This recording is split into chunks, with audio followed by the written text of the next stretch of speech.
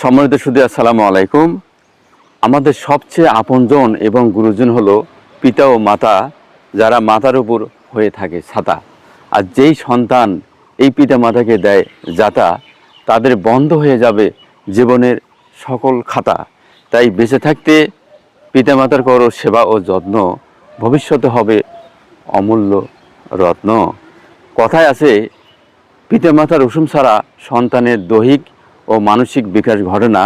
অনেক ছেলে মেয়ে বড় হয়ে এই কথাটি মনে রাখে না। বিবাহের পর বউকে বানায় স্বরাষ্ট্রমন্ত্রী, পিতা মাতা হয় চাকর চাকরানী, যেটা আমরা অনেকেই জানি।